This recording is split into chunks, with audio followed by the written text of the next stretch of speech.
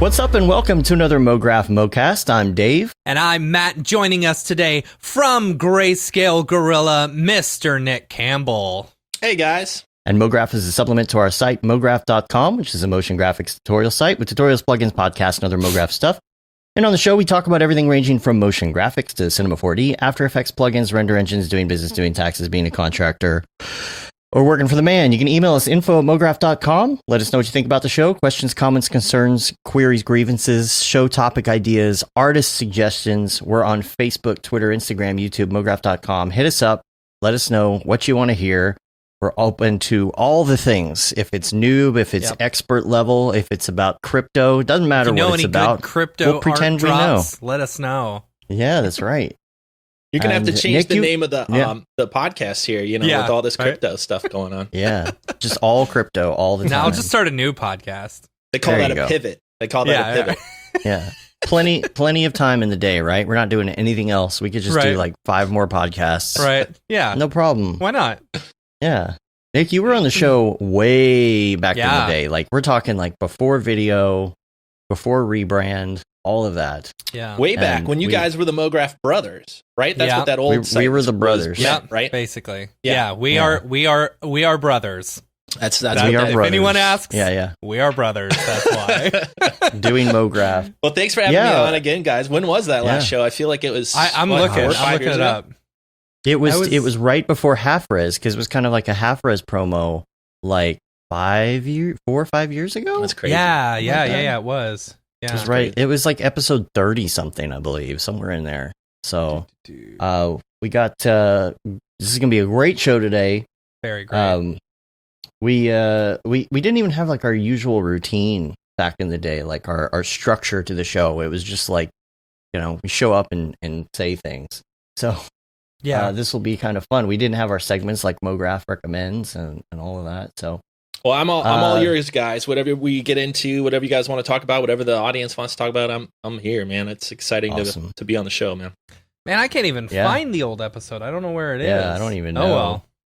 DMC, I DMCA'd it, guys. It's gone. Yeah, that was it.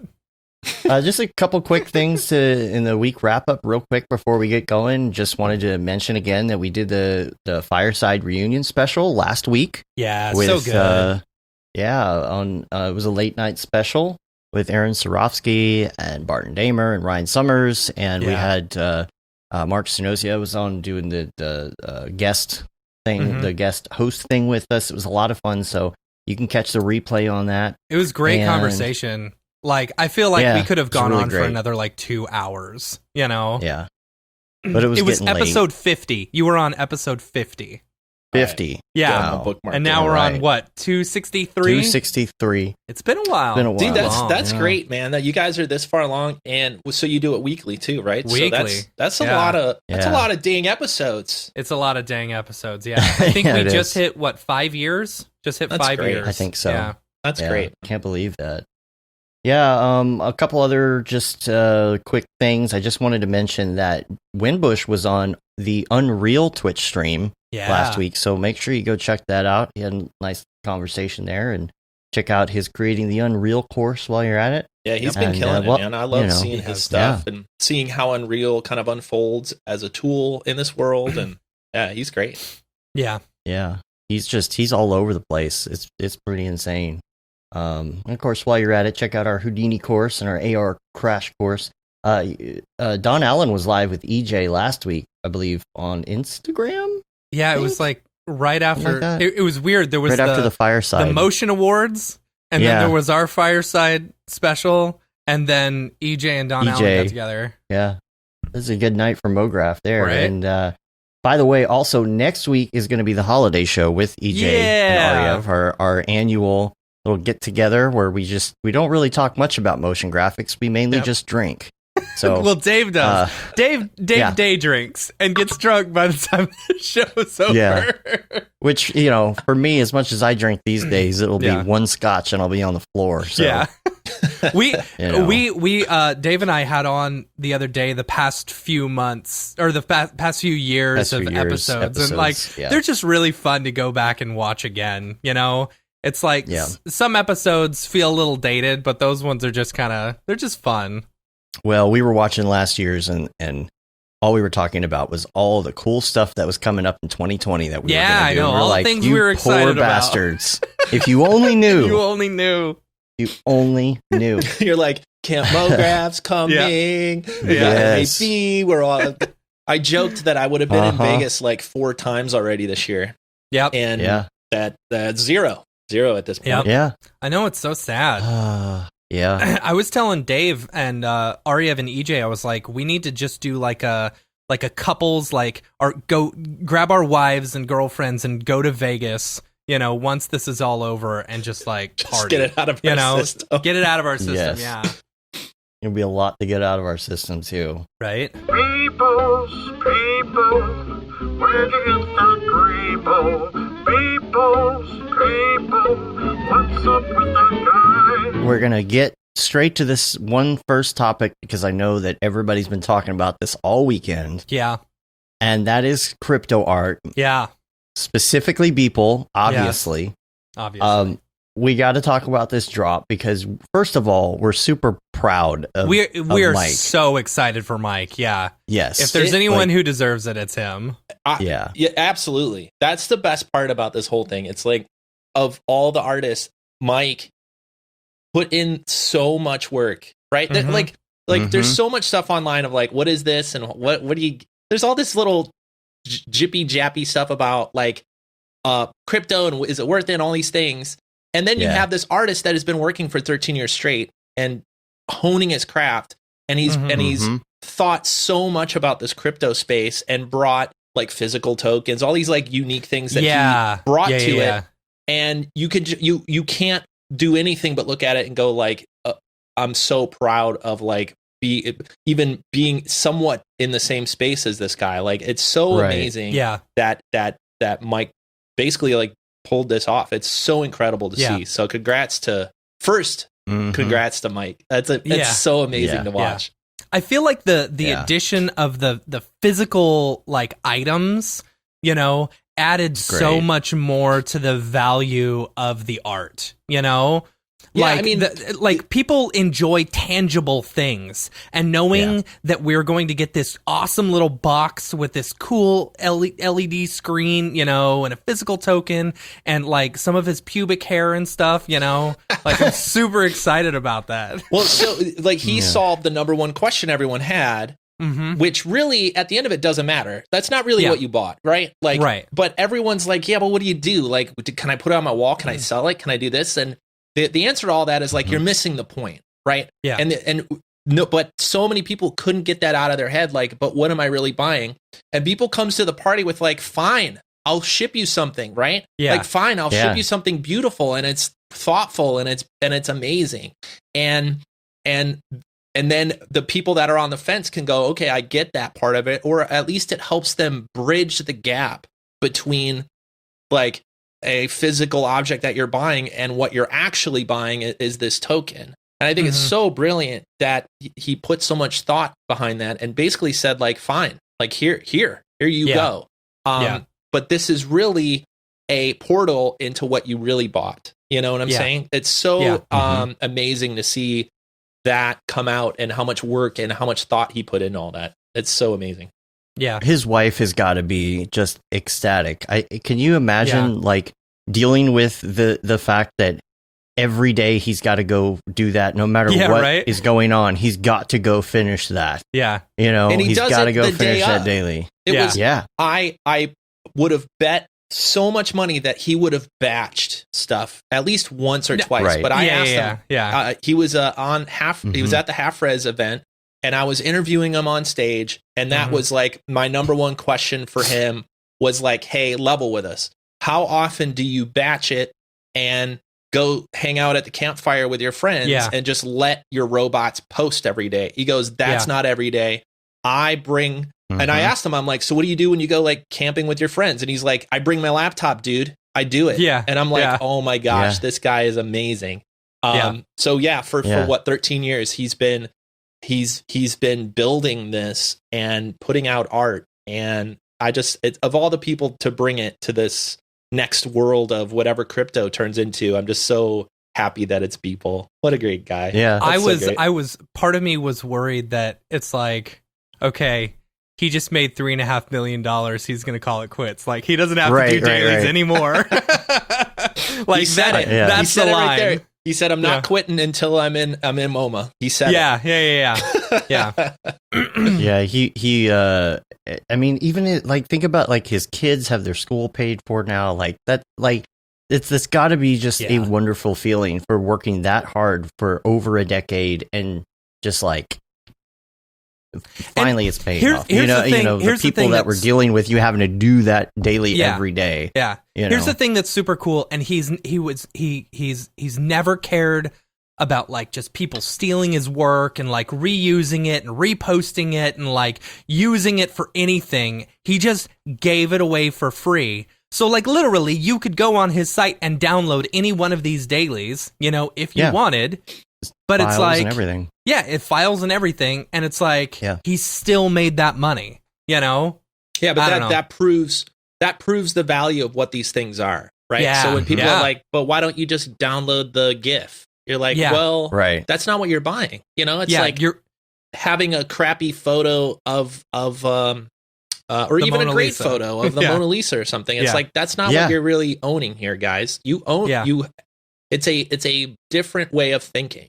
Yeah. And it's incredible. Like it's something that like crypto and Bitcoin and all this stuff was something that's just interesting. First of all, when Bitcoin was getting kind of ramping up in like 2009, 10, I was poking around in that space and interested in seeing what it was. I even set up my Mac Pro at the time, which was speedy as hell. Yeah, right. I even set it up to mine, and I'm like, oh, my electric bills are too high. Never mind, this won't be worth it. Of course. But yeah, back when like Bitcoin was, $5 or $10 or what, somewhere around in that range, and now we're at a world where it's $19,000, and that has no art attached to it, right, guys? Like that's just a thing that people put value into. And so now we're at this world where crypto and art and owning a thing and having a record of who owns what. And there's so many possibilities here, whether it's, even just like voting and taxes and all these other things that crypto can solve, that the fact that the art thing is popping is one of the first things is really interesting. It's so cool that you go to these sites and it's made with tools that we all have access to, it's kind of exciting. It's really cool. Totally. Yeah. He's brought that credibility to the whole thing, and it not just credibility to crypto, but like credibility to just every bit of what I feel like all of us have been doing. We're in our own Mograph world all the time, and we talk Mograph all the time. Yeah. But the people outside of that world don't really understand what's going on or what it's about, or all the nerd famous people that are circulating around, And it's like now there's people outside of this hearing about this. What is this digital art? Yeah, crypto I mean, art who thing? was it? John Lennon's son was tweeting about it. The fact that he was like chatting with Sean Lennon on Twitter, I'm like, oh, Sean, because like I'm just like a '90s rock guy in general, and that album was like, I don't think it left my car for like 2 years straight. But okay, so that's separate. That's my own Sean Lennon nerd thing. The fact that Beeple was like just like chatting with Sean Lennon, I'm like, oh, this is incredible. It's incredible what happened. What went down this weekend. I mean, separate from like the money is amazing, right? Like we could all add up the money and be like, okay, that is quite the feat. But the fact that it's tied at all to like, Mike and Beeple and somebody we know, it's like so fascinating to just follow it. So I couldn't stop staring this weekend as well. It's so cool to see that. Which pieces did you pick up? Yeah. So last week or last month, I think it was, he put out the first drop. Yeah. And I scrambled like everybody to try to get the dollar. Politics is bullshit. Politics is bullshit. And it sold out in half a second. I mean, I'm sure, I don't know, I know there's easier ways to buy stuff or maybe get a bot or whatever. I didn't do it. I just clicked it. Didn't work.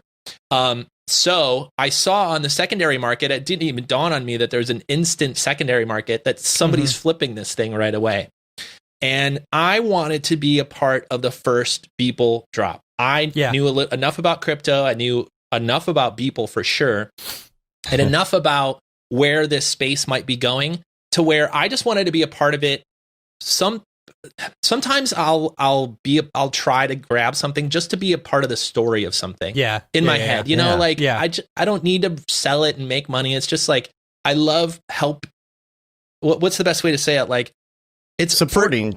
First of all, it's a piece of art from a friend of mine. I want to support it. 2, it's an interesting space with crypto. And 3, I was like, this is an interesting thing to like put some skin in the game and see what happens. Like check back in a year and see what it's worth or whatever. So so many little bits of it are interesting. I picked up a bullshit one last month. So then Beeple's like, I think I even heard it on your show or something. You guys were talking about it. You're like, December 11th. I'm like, here we go. So I did the same thing. I sat down, got ready, missed the window, the $1 one, the $1 one. Did the same thing. Immediately picked one up on the secondary market, because I also knew that skyrocketed within an hour, and so I picked one up right away on the secondary market. And then I almost forgot about it, where he had a 5-minute window to pick up one of the ones where you get a physical object and all that, which I think is brilliant. Like, what a brilliant way to do it. Like 5 minutes. Decide. So I quickly went and grabbed one of those. Which one did you get? I got 123, which is a cool. It's a high number, but it's a cool number. 1, 2, which 3. one? Oh, I'm sorry. I got the Ether one. Okay.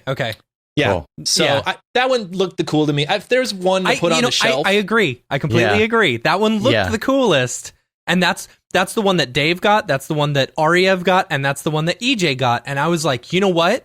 People don't want infected. Like, that's the least coolest looking one. I'm going to get infected, you know? I had that thought because I'm like, am I buying the one that everyone's buying? And we all know, like, scarcity is a part of this whole thing, right? Yeah. And so I think it was the highest seller. Bull Run was the highest seller. It sold 271 or something. It's amazing. We bought all 3 of them. So that's the long. I'll try to answer your questions in a short way next time. Yeah, but sure. The short answer is I'm getting my Beeple portfolio together. And it's been really interesting. Like the secondary market on this stuff is already going crazy, especially for the physical ones. I'm excited to have that like in my office. So am I. Again, just be a part of this whole journey, right? Like this is, I think, something that will change the way that artists can make a living. I mean, which I'm sure we'll get to a part of my story, but that's been my whole story is like, how can you do stuff that you mostly like to do and be able to get paid for it, and support your family and support your hobby and like mostly do work that you love. And like Beeple's been such a shining force in that world where he built his own brand around doing this every day. He does commissions for high art brands that bring him in and basically, for the most part, let him do his thing. And so, and this crypto thing is like tripling down on that, like getting paid to literally make this art. I just think it's an amazing thing to be a part of. And it's so, we're just at the beginning of it and it's going to be so interesting to watch. Yeah. We got one of each, and so I got Ether. So we were sitting by the computers. The same idea. The two of us, and then Ariev and EJ. We're all just chatting back and forth. We're like, all right, everyone has to remind each other, that this is happening, so we can all be by the computer. Don't miss it. Right. And so I had set up my account and everything. We were all sitting by the computer. Dave hits click. I hit click. And so it went to the sell page, but I couldn't get my credit card information. It didn't save it. And Dave's like, oh, you just need me to get you one? I was like, yeah, just get me one. And so I'm really worried because the one that he got, it was number 40 of infected, of infected for me. For you. For me. Yeah. And I was like, I feel like I would have gotten a much lower number had, like, if not number 1. I feel like I would have gotten number 1, But I got number 8 of Ether. He got number 8 of Ether. Oh, wow, that's great. Yeah, and then we bought Bull Run as well, and we got number 125. So we waited a day, and we're like, you know what? We just spent $3,000 on crypto art. Yeah. And the secondary market it's up there. I told Dave, I said, here you go. We didn't want Bull Run anyway. We just bought it. We weren't going to buy it. We weren't going to buy it initially. So I was like, Impulse just buy. put it up in the secondary market for $3,497 because you got to do that 97 because it looks like a deal with the 97, right? Yeah. Hold on, let me write that down. I'm gonna change my price. Yeah. So we put it up there, and within like 6 hours, it's sold. So we made our money back, and like I think after all the fees and everything, we ended up making $65. You know, you guys did it right, man. I had that exact thought afterwards. I'm like, could have bought two and then sold one and broke even on all my stuff. And now I'm in it for the fun. It's like now I'm just like in it to see where this goes. So I think that's smart. I feel good. Like, and you know, in the secondary market right now, if you're looking at it, that Bull Run one is going for like $5,000 or $6,000, and it's like I don't feel bad that I sold it and didn't wait.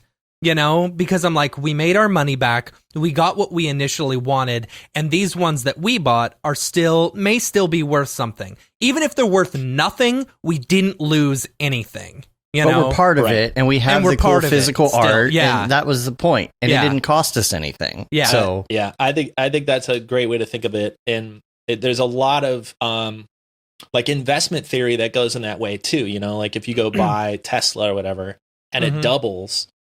You could sell half of it essentially, and now you're riding. Now you're riding on, you know, the rest of it's kind of for free at this point. You could lose the rest and break even. And so I think investment wise, it's a good way to think of it, especially in something that we don't know the value long term. Yeah. Like what does crypto look like in 6 months or a year or 10 years? Who knows? When Beeple is in the MoMA. What is this thing gonna? How does this thing exist? You know, it's so fascinating.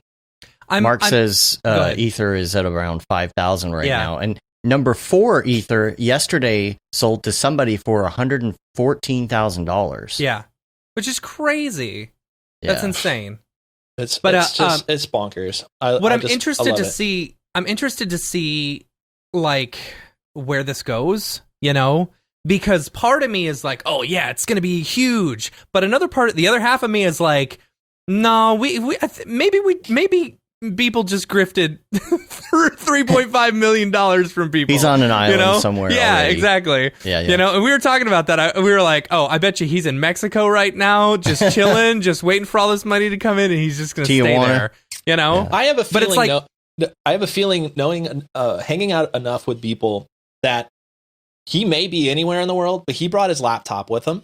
Yeah. You know what I mean? Yeah. And there'll be another post. Like, it's just built into the habit of his art. I mean, I don't think this is I mean, talk about a long con to go do work for 10 years and then, you know, divide up your 10 year of work for $3 million. Like, it's a good payday, but I don't think that's the goal here, guys.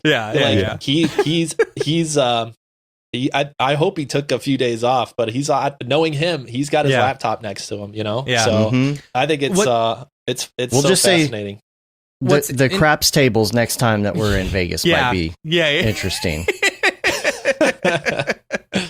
What's interesting to look at, so like there's still the market for these ones that just sold. But if you go back and if I'm looking at Niftygateway right now and I'm looking at the politics as bullshit and you're looking at the global history and you can see the sales. That's the cool thing about this is that you can see who sold what to whom and how much money it was for, you know? But still, like with this politics as bullshit one, either people are holding on to it or they're not selling it because or no one's buying it right now because the last one that was bought was December 6th. Which I think is very interesting. But anyway, it's fun to watch. It is fun to watch. It is really, really fun to watch. So, like the one that sold for all sevens. Did you see the bidding war that was going on? Gosh, they were adding like $5,000 back and forth until they got up to the 300,000s. It was 380,000, and someone doubled it. Tick down, and then like within 10 seconds, it was like $777,000. You're like, oh my god! It's because if you look at the history, it's these two guys that were going back and forth and back and forth and back and forth in like little $5,000 or $10,000 increments, and all of a sudden one of them said, "F you, I'm buying it for like all 7s," just out of the blue, and just blew the guy out of the water. Yeah. It's so crazy that you can go back and see how that came together. Yeah. Yeah. It's cool. It's fascinating. And I know it's almost a spectacle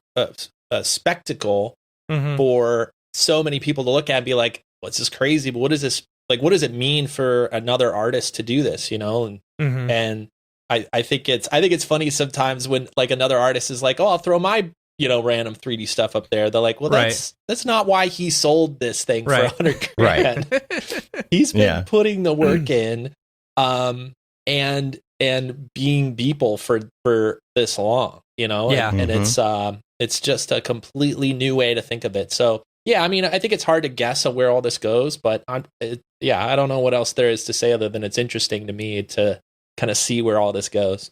Yeah. Yeah. I'm interested to see in the future the difference between like what the physical pieces will go for versus if you're splitting it up from the actual blockchain, That like it's say I'm selling the physical piece but keeping the crypto. You can. I don't think you absolutely can. Oh. Yeah, but I don't know. I thought you had to transfer that. I mean, he says it right there on the that site. It won't be worth as much. There's nothing stopping you from doing this. But again, I think that's missing the point. The physical thing is just a medallion that proves that you own the actual thing that's really worth something. Right.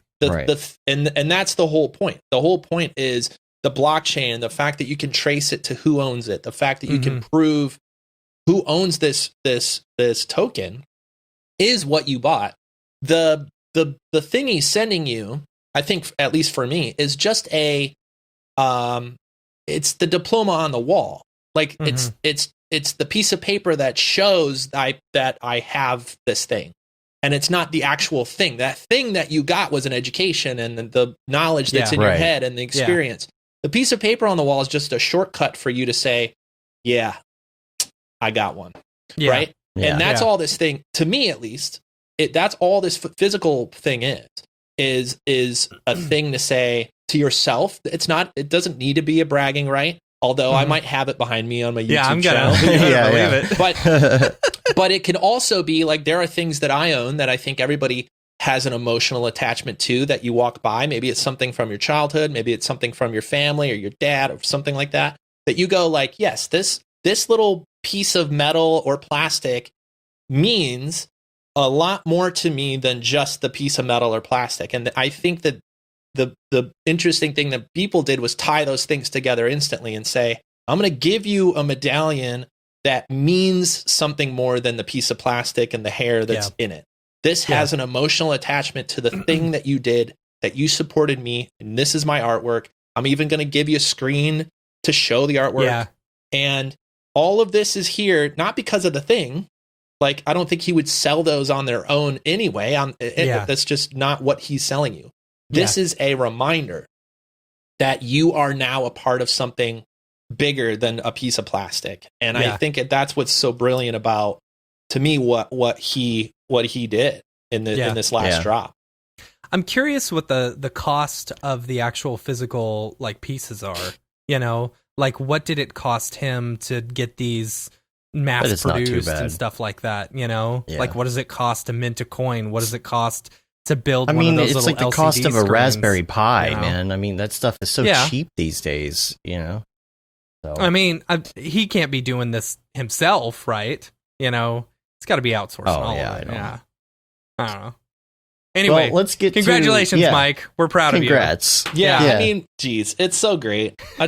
I love Mike. Every time I bump into him and are able to have a conversation with him, he's just so great. So yes. Yeah. Congrats to you, Mike. That's so amazing. Yeah. Cool. Well, let's get to your background, Nick, because I don't think we were mainly talking last time you were on just about half-res in general. No, we talked about background. I don't remember. It's been a long time. I don't really remember. But it would be cool to kind of to go back and talk about your backstory a little bit and the start of Grayscale Gorilla and where that came from, because originally it was a blog, right? Mm-hmm. And photography blog, if I remember correctly. Yeah, so the Grayscale Gorilla name and the whole thing started, I want to say 2002, 2003 era. So right around that time, depends on how long of a story you guys want. I'll try to give you the shorter version, but so I just fell in love with After Effects. Like that's really the beginning of all of this part of the story is around 2000 era, 2001, I fell in love with MK12, and at the end of one of their videos, they said that they used After Effects. And once I saw what After Effects was, the rest of my life was kind of like printed out before me. It was figure out how this thing works, and I think this is what I want to do with my life. Like at the time, I was, doing a little music production, and I was doing a little video and learning Final Cut and trying to animate in Final Cut and trying to, learn Pro Tools. And there was just something to all that stuff that was interesting, but it wasn't quite there yet. And as soon as I saw After Effects, that was it. So I ended up going to school in Chicago for design and learning After Effects and basically making that my sole focus. Around that time, something that I was never great about in After Effects was, what do I bring into this? Like, I wasn't an illustrator. I couldn't draw.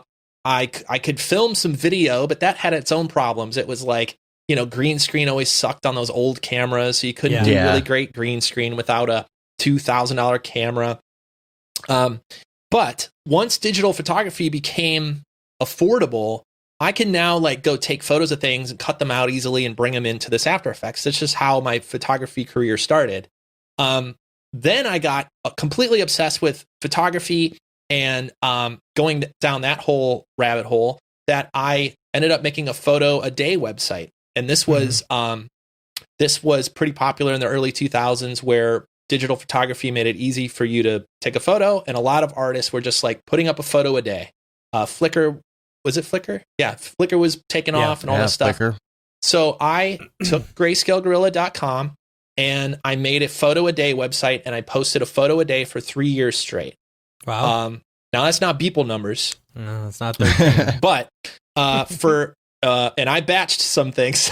Yeah. I didn't do it right like Beeps did. But the idea of it all was I wanted to learn how to take better photos, and I knew that it would make my After Effects work better. So I just carried around, if you knew me between the years of 2003 and 2009, I had a camera on me at all times. So I started this website, started taking photos, started working as an animator in After Effects, and started working at Digital Kitchen, which was to me my dream job, right? Like at the time, they were making some of the best work in the country for sure, especially in the best work in Chicago. And I was there animating, doing work there, and posting photos and all this stuff.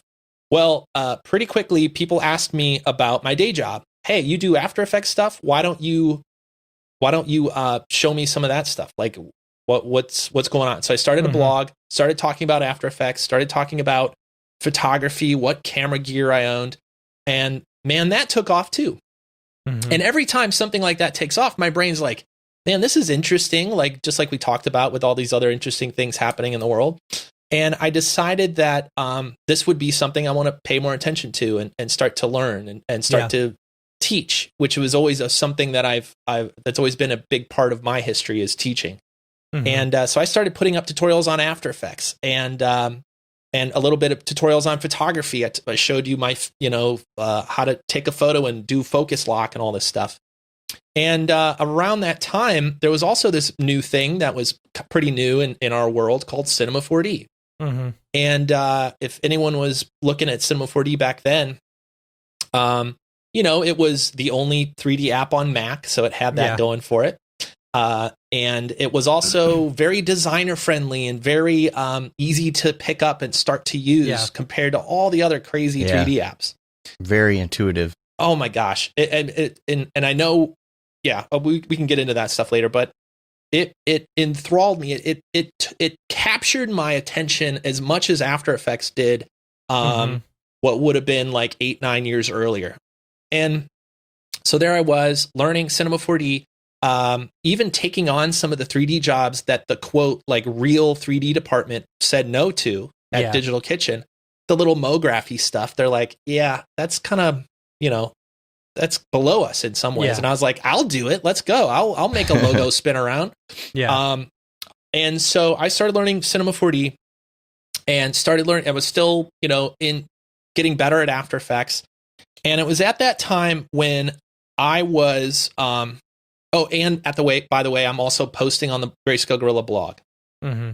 Now it comes to the point of like where the real new part of Grayscale Gorilla over the last 10 years started. And it was the moment when I was sitting at Digital Kitchen and I was learning 3D and I was playing around and trying to learn as much as I could with Cinema 4D. And I had that feeling that I think a lot of artists have, which is I learned all the buttons, I learned where everything goes, and I hit render and I wait a long ass time back then for it to render. And at the end of it, I look at the image and I go, why doesn't that look better? Yeah. What did I do wrong? Like, what button did I miss that my image doesn't look like all the stuff I see on TV? And I was having some of the same problems in After Effects in some ways. And luckily enough, I was working around artists that were way better artists than I was, right? I was interested in the software primarily.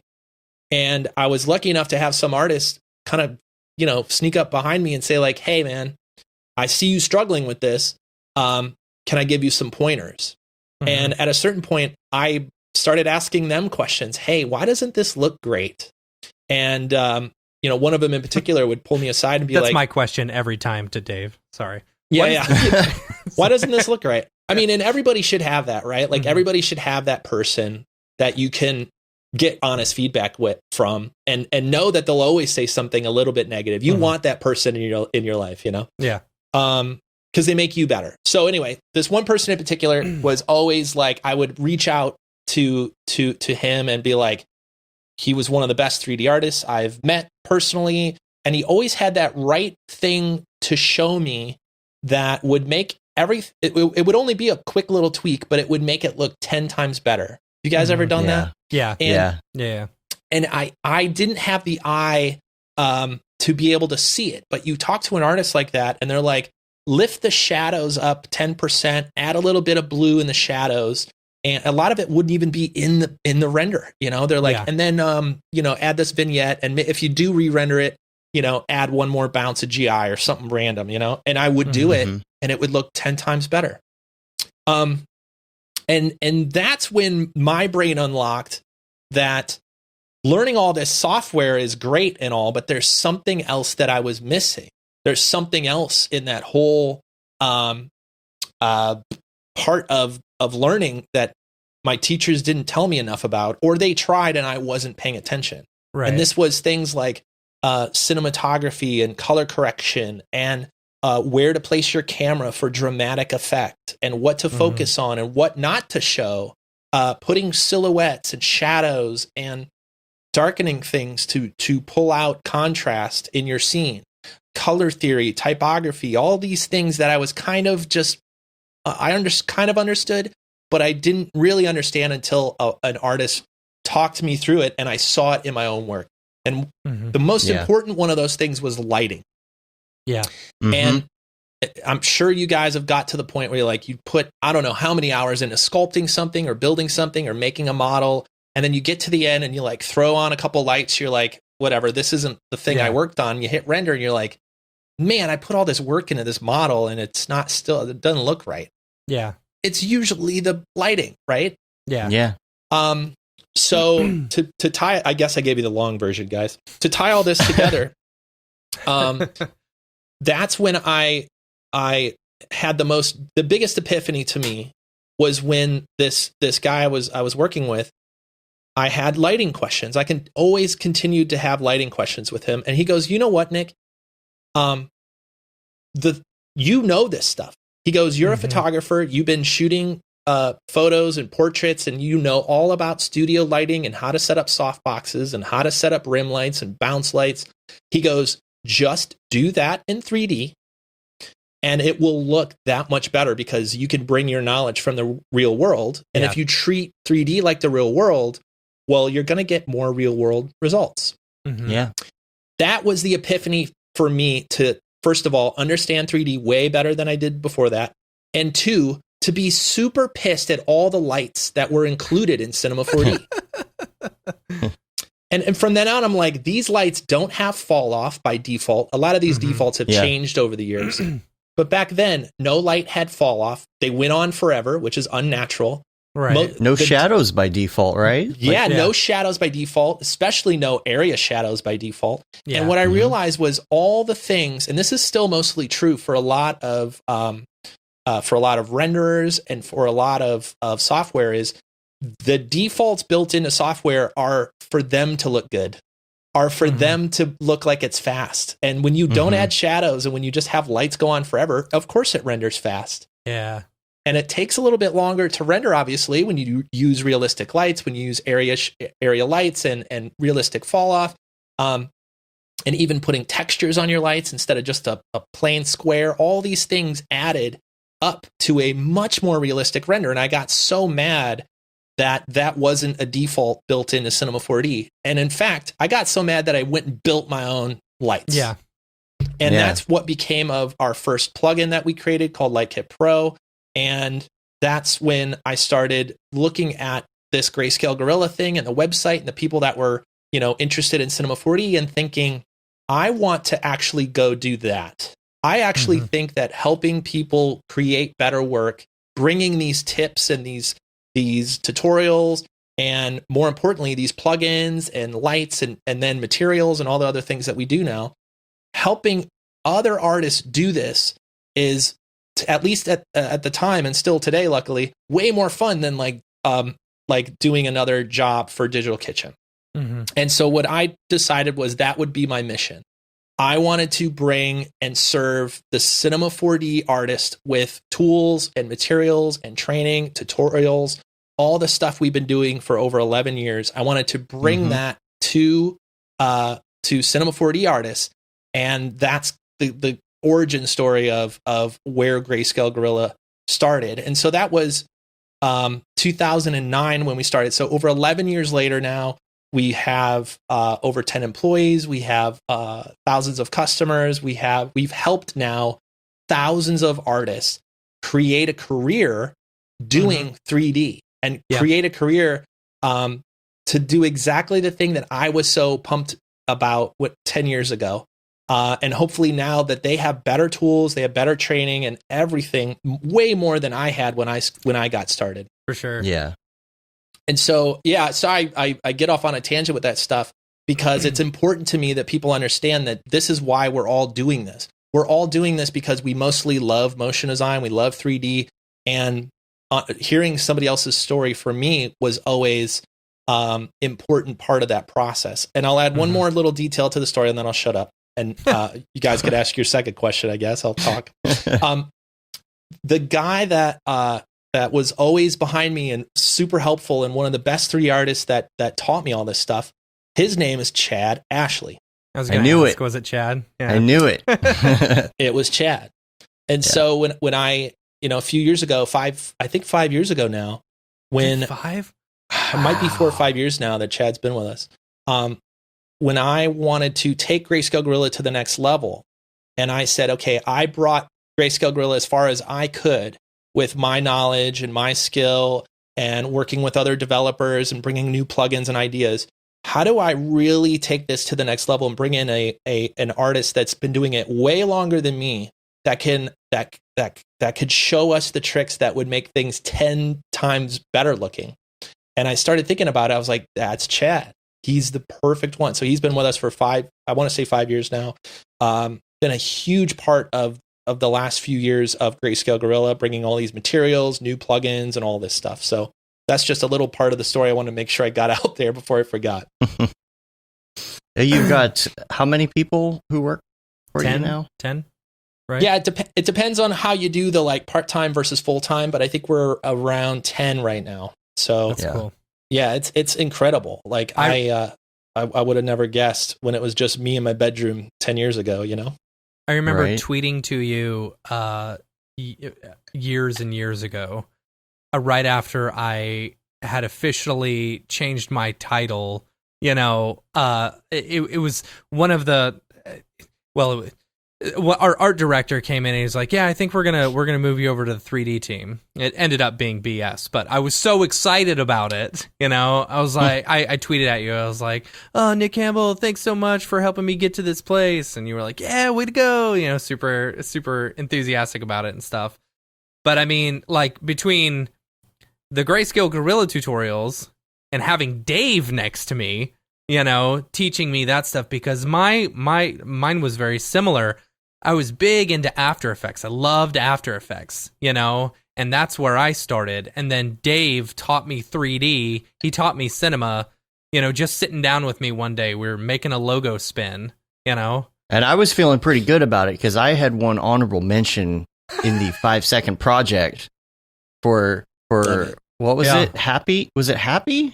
No, what was Fail.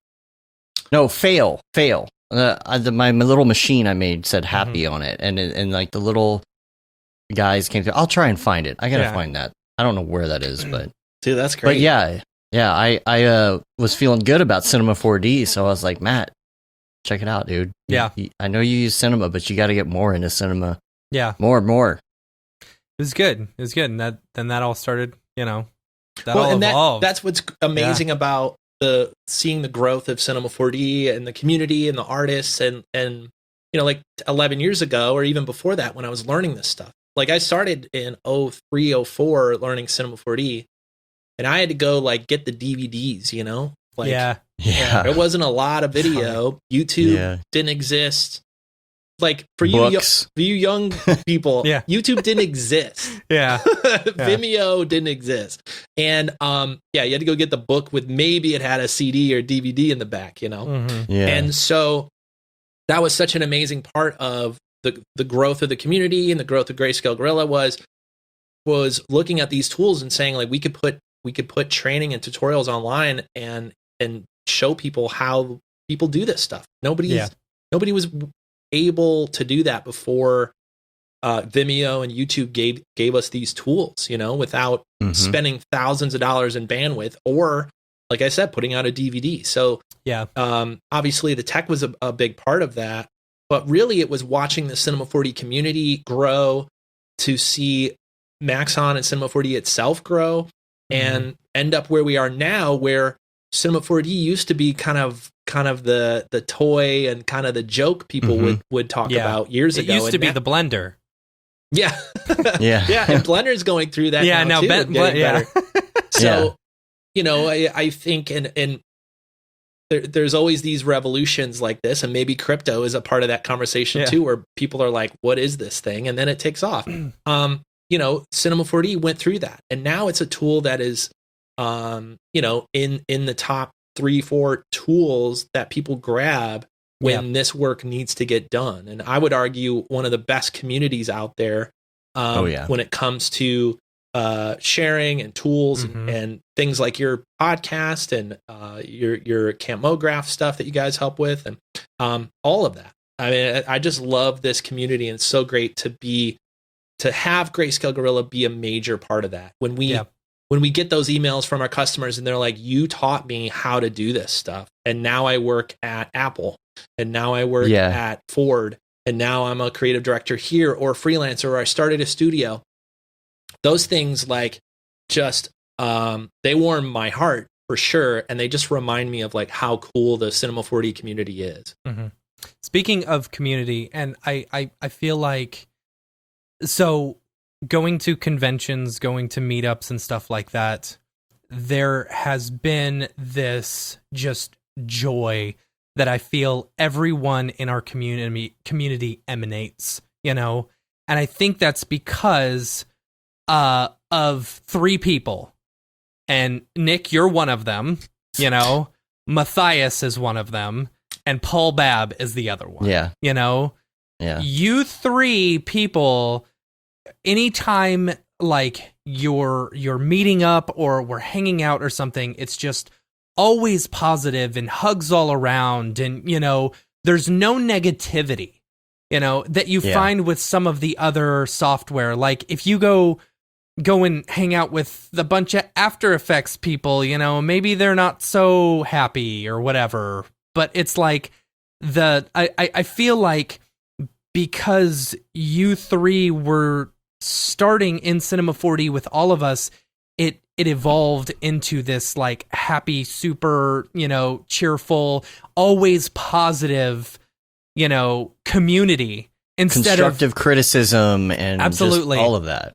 Yeah. Like, because if you look at some of like the other communities that were started and they were all negative and blah, blah, blah, it just breeds negativity versus this. It's quite the opposite. First of all, thank you. That's quite a list of amazing people to be a part of. I love those guys, Paul and Matthias as well. And it does, it was a great thing to know that when I did get to meet the Cinema 4D crew and start to work with them and go to the shows, that they had that. Especially at the time, the US team with Paul and Matthias and guys there, they just had that community built in positivity, and also saw that this was a great community to help build. So thank you guys for including me in that. And it's a great community to be a part of. And it's also up to all of us too to keep that going. It's up to, as it grows, as as we all rely on this software, it is up to us to understand that it's on everyone to keep that going. So I love it too. I miss the shows. I miss hanging out with you guys. Yeah. And and the hugs and the beers and all the fun stuff we do. So I appreciate that. Yeah. Soon. Yeah. Can't wait. I feel like that the people who are coming in, and I've said this a couple of times in the show, the people who are coming in new to the industry right now, especially during COVID, it's like, you don't even know. You don't know how just cool wait. this industry is. Just wait until you get to hang with these people. And people who are coming up in Blender and things like that. I want us to be able to extend that feeling to people that are in other pieces of software, other places in the industry, even when it comes to like Unreal production, 3D production people. A lot of people are coming like from a sideways area. They're coming from Unreal and gaming into motion graphics through Unreal. I want to spread the word that this is such a great, loving community, so to speak. And it's something that it's going to be up to us to keep pushing that. Got to keep pushing that. Yeah, because it's important and it's helpful. It's helpful to everybody in it. There's no reason to not do it that way. Yeah. So yeah, it's every day I'll sneak into our Slack community and see that someone else has answered someone else's question, for example, just like a really simple thing, or help somebody track down a fix for something that happened in their project. And I'm reminded every time I'm in our GSG Connect Slack that there's hundreds of artists, I think thousands at this point, helping each other out, talking with each other, and talking about other stuff too, not just the software, about business and about how to charge clients and how to build a life around work-life balance and your family and your mental health and all the other things that come around this stuff that I'm so proud is a major part of what the Cinema 4D community turned into. Things like the Camp Mograph that you guys do, where it's based around that specifically. It's nice to see a healthy, positive community stick around and be around for this long. It's very rare, It's really cool. Yeah, and you get to take that and you get to do, of course, what you love to do for a living, which is great. Yeah, and have that balance. How are you dealing with the balance right now in COVID times and such? I know you bike a bit, right? I think we follow each other on Strava and stuff. How are you feeling this year with all of that? I could be better. I could be better with it for the last few months. I think all things considered, this year turned out okay. We as a team we were already a virtual team when 2020 started. So we were already working either from home or from a small office. So we had that going for us. But I think the downside of always working from home is that physical side of things and getting on your bike. I had a good habit of biking to work every day. And work's only a couple miles away, but that is enough to kind of get your blood moving and get a little wind on your face and show up at work with what is hopefully a different attitude than what you wake up with. You know, it's just like a little buffer. So I would say I missed that part of it. I thought about maybe even just going on a ride every morning. Why not? Like emulate my little bike ride to work and end up at the same place at my house. But I have not been as good at that as I could. And I suspect a lot of us haven't, you know. I've been trying to take it a little bit easy on myself and not over stress about I'm not working out as much as I should and all those things because of just the crazy year everyone's having. But it's something I think about a lot, you know. Setting up good habits is a big part of what I think through a lot. And now that the year's wrapping up a little bit, now that the weather's all crazy dark and everything, I'm really thinking about what that next, you know, part of the pattern is. But I'm doing fine. Like I'm you know, staying as healthy as I can, trying to eat healthy, you know, drink less, all the things we should always kind of think through every year. But yeah, it's been okay. It's been an okay year considering all the craziness going on in the world. So. And tell us a little bit more. Go ahead. No, go ahead. It's completely off topic, but go ahead. Okay. Well, so is this. Okay. I wanted to know a little bit more too about what you've been doing at Grayscale Gorilla with the team, what you've been up to this year as far as COVID, and working from home, and I'll add on to that once you're done. What are your plans? I know a lot of people have been asking, like, what's the plan, especially with Plus and all of that? Like, the tutorials online, where are they going? Where can we find them? There's so many questions. Hi, my name is Sashia Dumont. I'm a writer, actor, and filmmaker. Hi, my name is Paul Robinson. I'm a director, DP, and filmmaker. We are the creators and hosts of the Go Gorilla Filmcast, an online source for all things indie film. We are a husband and wife film team and co-owners of Sen3 Productions, and we started this podcast for filmmakers like ourselves who were producing on micro budgets with skeleton crews. Go Gorilla is a weekly podcast that features various talents in TV, film, and web series productions.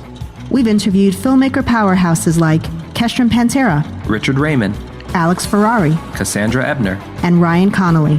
Amazing actors like Hannah Ward, Lou Taylor Pucci, Chris Wataski, and Eileen Gruba. Groundbreaking cinematographers like Jody Lee Lipes, and Jessica Lee Gagné, and many more. We also offer weekly reviews of our favorite films and shows, which vary from low-budget first-time filmmakers to A-listers and everyone in between.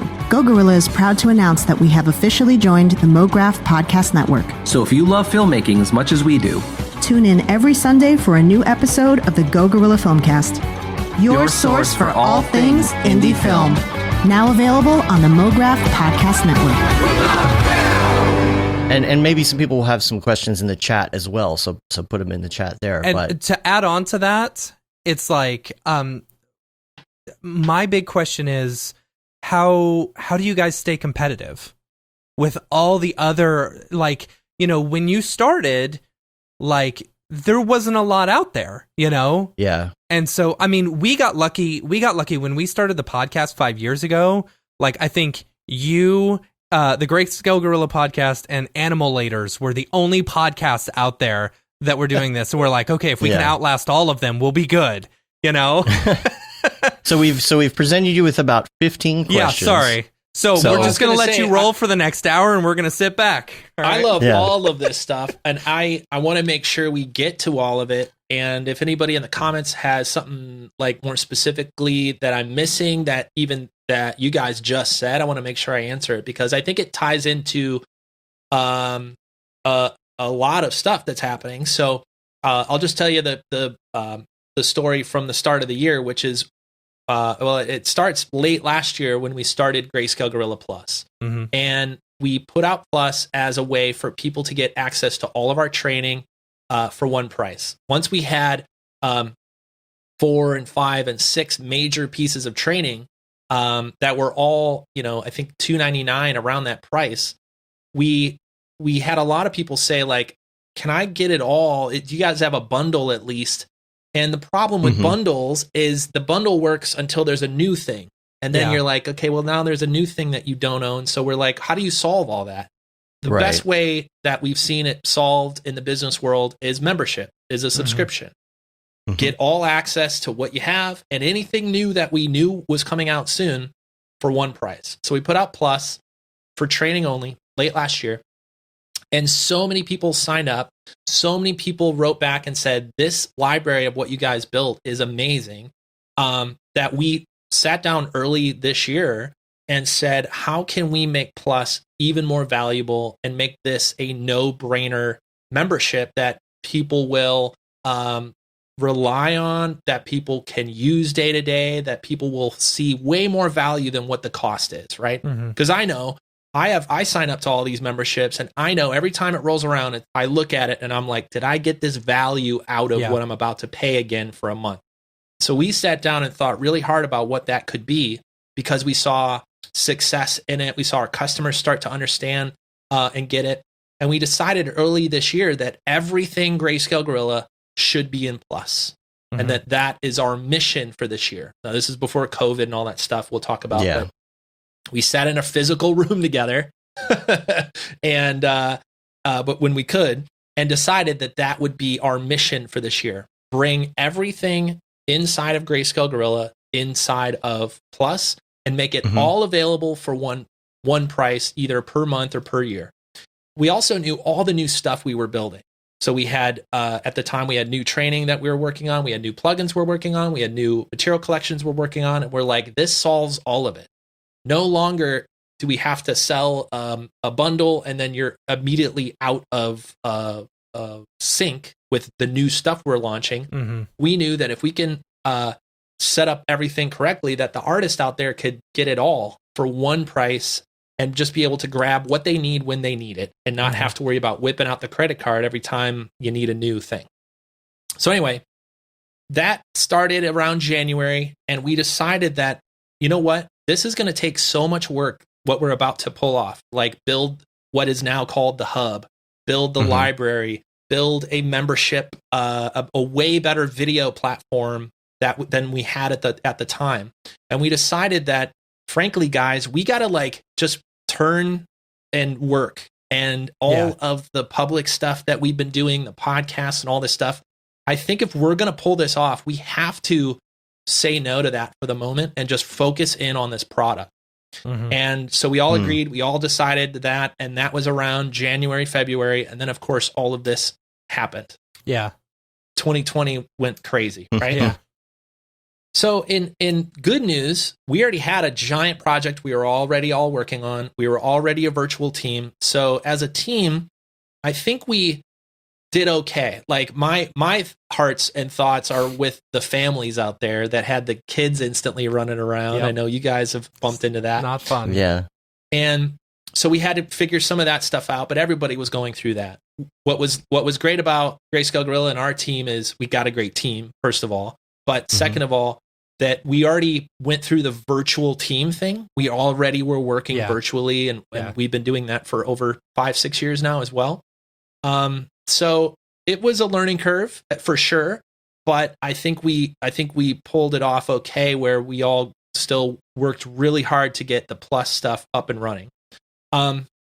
So just to finish that whole thought, now at the end of the year, we've launched our Grayscale Gorilla Hub, which includes, I think, 6 plugins at this point.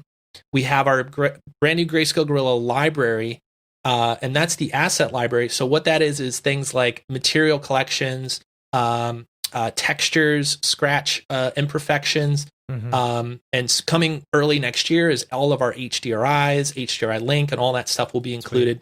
We finally launched all that at the end of, honestly, in the last few months, and have just seen so many people come join Plus that we know that what we've built is valuable to artists. And we've had so many artists reach out and say, like, that one material collection saved my butt on this job I just worked on. Yeah. So that's been our kind of internal journey, is turning a little bit internal to focus on all of these giant projects we wanted to get out to our customers. Now that they're out, what's really exciting for us and the team is that we can now build new collections, new material collections, new plugins, and we can basically instantly give it to our Plus members the next day. And it is, if you want it to be on your hard drive, you click install and it's installed. And so that's been the exciting part about what we've been building. And I know I didn't answer everybody's question at that point, but that's what Plus is today. Plus is all access to all of our training. It's all access to all of our material collections. And starting early 2021, you'll have everything. So all HDRIs, HDRI Link, CityKit, Top Code, all the other stuff that isn't quite in Plus yet is all coming there. So I gotta just say, like, our team killed it. Like, I'm so proud of our team, what we've accomplished, especially during a year like this, is just bonkers. So what am I missing? I'm sure I didn't answer a few of those questions because there was a lot, but I want to dig into any I was curious how you stay competitive with other other makers, like, you've got Polygon, for example, or even Unreal Bridge, Quixel Bridge and stuff like that. How do you stay competitive with them? Yeah. First of all, those are both great services. I really love what they're trying to build. But as an artist, me as an artist and Chad as an artist, we never liked the credit way of doing work. Yeah. And we could have gone down that road of, like, okay, get Gorilla bucks and credits and all that stuff. And then, because here's what happens. We've all tried this. We've all looked at a material online, and then we download it. And then if we're lucky, maybe there's some sort of bridge to snap it all together and build it into the unique renderer that you use. Because these maps online that you buy, Polygon's a good example, are not built for Octane, and they're not built for Arnold, and they're not built for Redshift.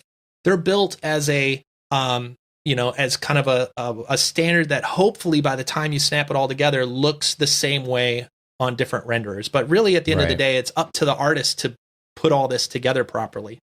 So there's one problem with it. So let's say you buy the credits, you download it, you download each map, you go into Octane, let's say, you snap all your nodes together, do all your transforms correct, you finally get it built, you drag it onto your model, and you're like, well, shit. Like, that does not look as cool as I thought it would. Yeah. Have you ever had that? Like, Oh yeah. I've done that 100 times. And then what's the process? The process is, okay, now you got to go tweak it, or you're find a new one. Or find a new one. So now we got to go back through this whole process. And so as soon as we started building, we wanted to solve all of that. Right. First of all, like, that whole thing is slow and it's not as creative. I mean, if you know exactly which brick material you need, maybe that's the way to do it. But we know that Mograph artists and product artists and a lot of artists kind of work in this way of, like, maybe let's try this. What if it's this? I don't know. Let's experiment a little. So we wanted to build a collection and build our tools around that idea that you can have instant access to everything and be able to drag and drop it onto your object and say, no, that's close. Let's try the scratched version. That's close. Let's try the blue version.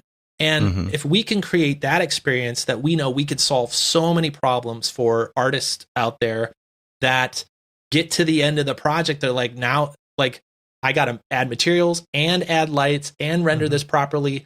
We all know how long that part of it takes.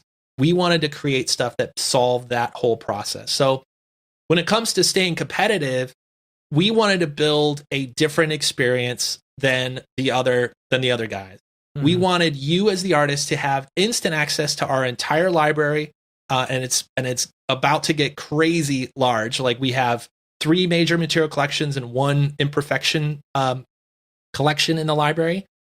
We are launching, I think it's close to 20, 25 new collections over the next year. Jeez. That will be a lot. And by the way, it's not like, oh, you got to pay extra for each one, or you got to spend your credits. Yeah. If you are an active Plus member, we want you to have access to all of it.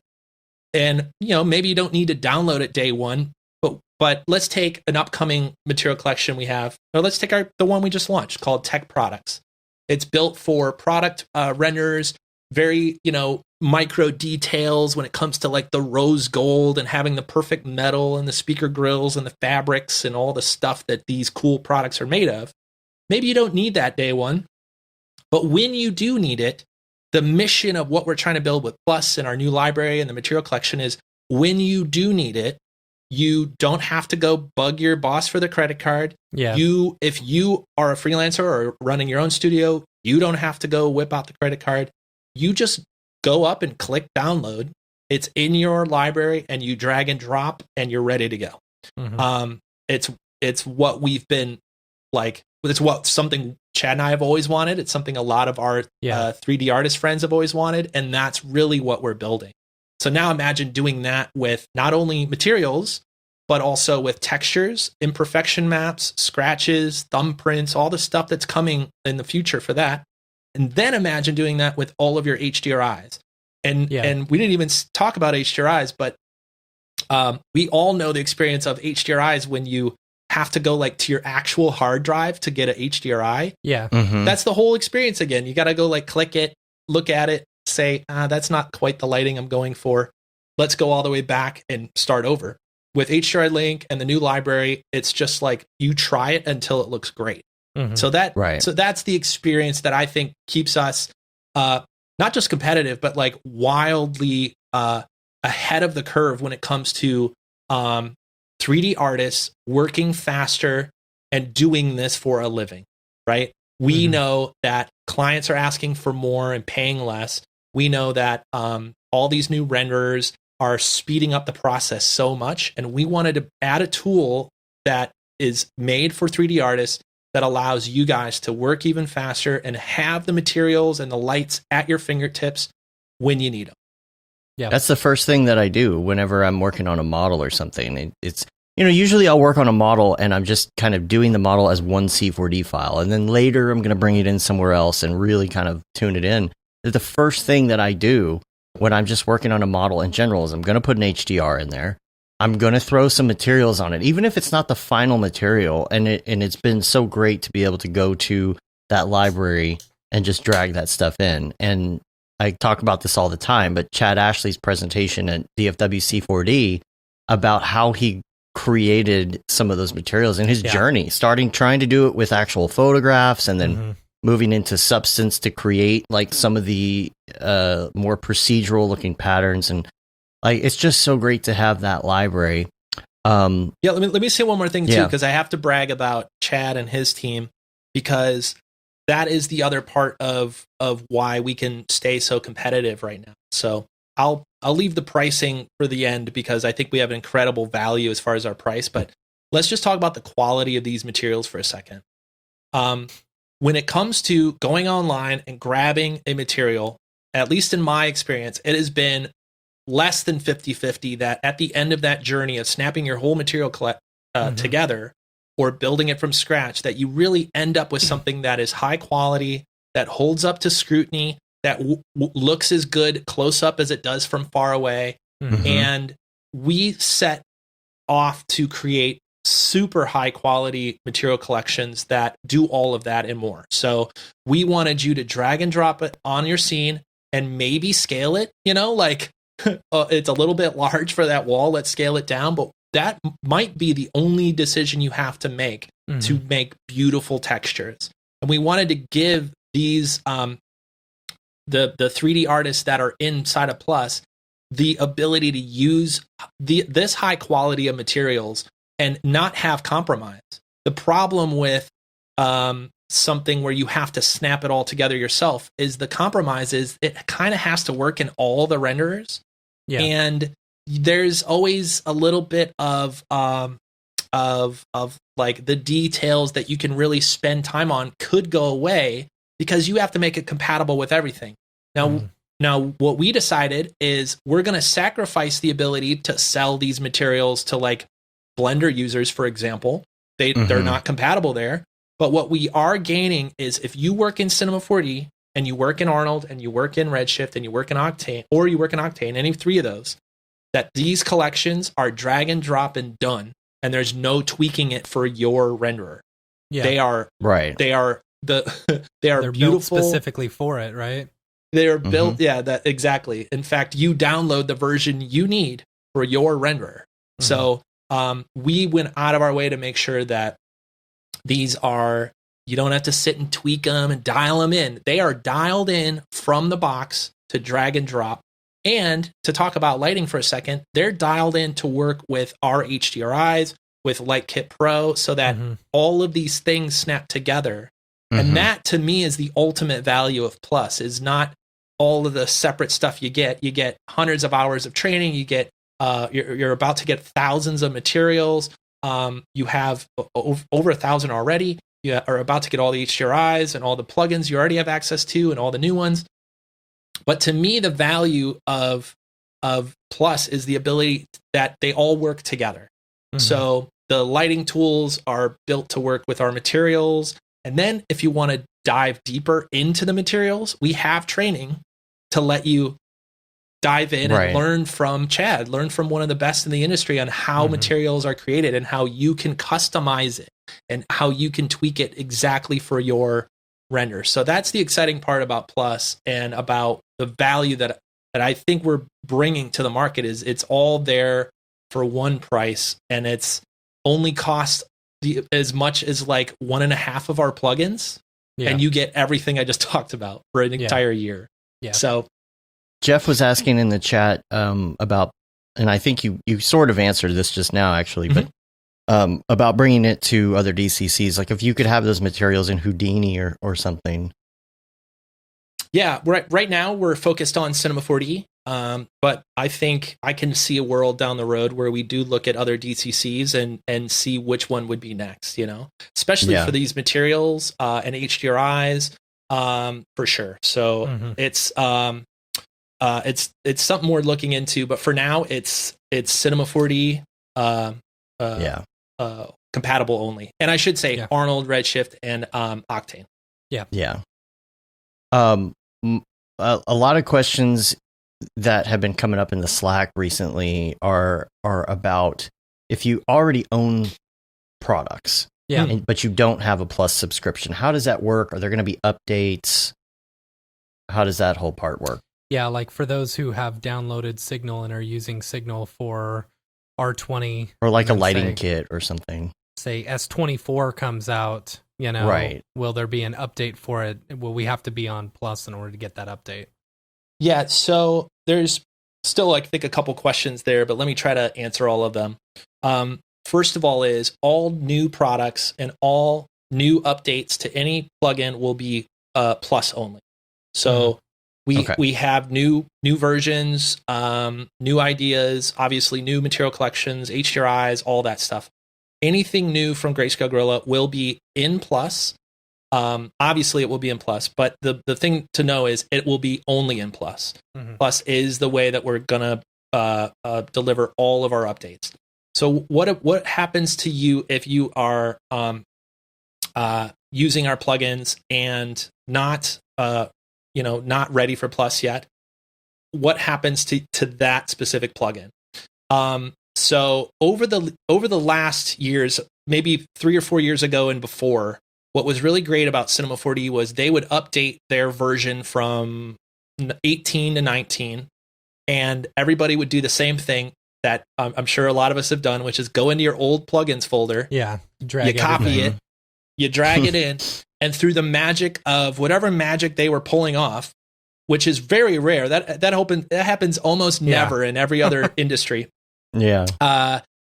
Everything just worked, right? Everything, you dragged it in, and maybe there was one little update, but everything for the most part was just done. And we, hopefully we're famous for saying day one, we are compatible, drag it over, or sometimes maybe download a new version, but barely, and you're all set to go. Starting around 3 or 4 years ago, I think this is part of the new Cinema 4D core and some of the other things that Cinema 4D is really trying to tackle. That does not happen. You can no longer just drag your old plugins over and just expect them to work in the new version. In fact, they have to be built, recompiled, and rebuilt again for the most part to be compatible with the new version. Mm-hmm. When that happened, as a company, we've always tried to be as liberal as we could with old versions of Signal, old versions of Gorilla Cam, and trying to keep those up to date.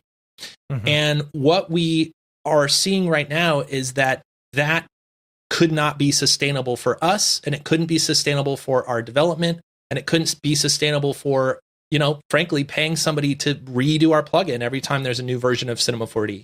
Mm-hmm. And so there's also, by the way, 2 versions of Cinema 4D coming out now every year instead of one. I mean, that's the way it looks to me anyway. They've been keeping up this pace. And so as a business, we basically had 2 options. One is pay for updates. Okay, that's pretty standard way to do this, which is there's new versions of the software. Your version that you downloaded to work in, I think your example was R20. Mm-hmm. As long as you are in R20, we support that plugin, and that plugin should work forever, hopefully almost forever in R20. Mm-hmm. But then when you choose to update to whatever, I think you said 24 or whatever's next in Cinema's world. 24. Yeah. When you decide to do that at that point, you'll have a decision to make. I think we're probably going to support 24 if I'm being honest, one more version forward. I'm sure we'll, make sure Signal users are compatible, ready to go. But at a certain point, there's going to be the day where Plus is going to have the latest version, and that will have the only version that is compatible with new versions of Cinema 4D. Yeah, we haven't quite drawn the lines in the sand of where that is. I do want to prepare customers for that, and we also have very easy ways to go from perpetual to Plus for any customer out there that is on the fence. We want to make it super easy to join. Mm-hmm. So I don't know if that fully answers it, but know that it's something that we're thinking a lot about and wanting to make it super easy and super fair to all of our customers out there that are looking at this Plus thing and wondering that exact question. Sure. Another question, actually, how are you doing on time? You good? Let me ping my team here. Let them know I'll be a little bit late to this next call. Okay. But let's go. Let's go. Send them my love too, please. Oh, I will. I'll say hugs. Hugs and kisses. Yeah. But yeah, I'm cool for, what do you say, like 15 more, 20? Sure. Yeah, is that okay? Sure. Yeah, that'd be great. Yeah. Can you buy David Aryev's new course and put it in? I don't think School of Motion would be very happy with that. Yeah. Unless, you'd have to make him a pretty good offer, I think. Yeah. Which, by the way, you do have an Aryev course. You do have an Aryev course, yeah. Yeah, exactly. I was going to say, David's great, and he's so great that we had him make a course for us. So if you are in Plus, you have a David Aryev course, all about getting you started with Octane, which I watch personally. I finally had my little love affair with Octane over the last year. I'm proud of you for that. Thank you. Thank you. And his training came at the perfect time. I literally was learning it, and he walked me through exactly the way I wanted it, which is not stopping too much to show me how Cinema 4D works. I know that. I know how Cinema 4D works. I know how physical works. All I need you to do is show me this Octane stuff and how to start to dial in these looks and get these renders everyone shows, And he does a great job. If you're a Plus member, definitely check it out. It's all in there. It's all included in your membership. If there's anything I was surprised to see. I haven't checked it out, but if there's anything I know about David Aryev, it is probably very informational. Very detailed. Very detailed, yeah. Yeah. Oh, yeah. He doesn't half-ass anything. That's right. Yeah, he not only shows you your first few hours inside of Octane, but he also shows you how to think the way that Octane thinks, and goes into some of the art that is being created in Octane. It shows you some of that stuff. Like it's a really cool course, and we're so happy to have some training from David in Plus. I started watching it, and I was surprised to see myself in there for a second. He was talking about some interview or something with Jules, and it's me, pre-COVID weight before I lost all the. I was before like you gave all the COVID weight to me. I had like the long beard and the long. I looked awful, but so I'm starting to check that out as well. And he just said he does such a great job. It's like everything is so meticulous. One of the questions that I've been hearing around the interwebs a lot is about your previous content that you had up, like tutorials and things. We have a Vimeo account, and I think you had a Vimeo, or you probably still have a Vimeo account. But as I think most people are doing right now, kind of like looking at Vimeo saying, why am I paying for this when I could just put it on YouTube? Why can't I play? Why doesn't Vimeo just play? That's what I never got. It just can't play. Well, that's that's kind of like another two questions I'm going to try to answer. But the one of them is, let's just ask the question people are wondering, like, what happened to all the Vimeo videos? We started on Vimeo only in 2000 and I think our first tutorial was 2008 or 9. And then we transitioned to YouTube around 2016, let's say. So that's a lot of years of video that was on Vimeo, which at first I think was way better than YouTube way back then. If you guys could believe it. Like, I know if you were an artist, that's where you posted your stuff, was Vimeo. Oh yeah. No ads, HD, more than 10-minute time limit. And okay, so Vimeo. So as we got into this year and realized that if we were going to pull off what we were going to pull off, which is something I talked about earlier in the podcast, which is we need all hands on deck. We need to put our heads down and build what we knew was the new Plus, and a new website, and an entire new experience for everyone on Grayscale Gorilla Plus. That some sacrifices may have to be made. But the biggest thing that we're going to do is bring everything in the Grayscale Gorilla store to our customers, to Plus customers. That's our mission, right? So somewhere around August, in the summer, around August time, we're getting closer and closer to bringing the hub, launching all of our new, bringing new plugins to Plus customers like Lightkit Pro and everything there. And we were still, we were missing one major part of the new website, which was, how in the hell are we going to bring 11 years of tutorials to YouTube and move it the heck off of Vimeo? Because that was a part of our mission. Yeah. You guys brought it up. Vimeo was great. It was great. And then one day it was slightly less great. And then one day, sometimes it just wouldn't play. Yeah. And so we sat at that same meeting and said, the newest part of our mission is no more Vimeo. No Vimeo on the new website. Who's with me? We all raised our hands. We all said yes. And we so far stuck to that. Now, what that meant was, on launch day, we did not bring over 11 years of tutorials that were on Vimeo, or, do the math, 8 years of tutorials, to the new website. We said, let's prioritize getting new Plus out. Let's prioritize getting Lightkit Pro out to our Plus members. And let's not delay the website, and make sure we hand bring over every video we've made for over this many years. So we made a decision at the time, which is, let's put our greatest hits from the past on Plus, which is called Classics, which all Plus members, if you really want to watch Cherry 7-Up tutorial. I was just going to say. Which I love. That's one of my favorite tutorials I've ever made. It is there, and surprisingly, it's pretty follow-alongable for an 11-year-old tutorial. Yeah. You can still do almost all of that. The fall-offs are a little different in Mograph. But anyway, I'm getting into a different question. But we brought some of the greatest hits over to Plus, and we said, hey, here they are. And then we basically, to tell you the truth, we're like, we have to build out Plus first. We have to bring all of our plugins, all of our HDRIs, all of these material collections out And then we're going to solve this Vimeo problem a little bit later. Yeah. In the meantime, we didn't quite know how much people loved our 10-year-old tutorials.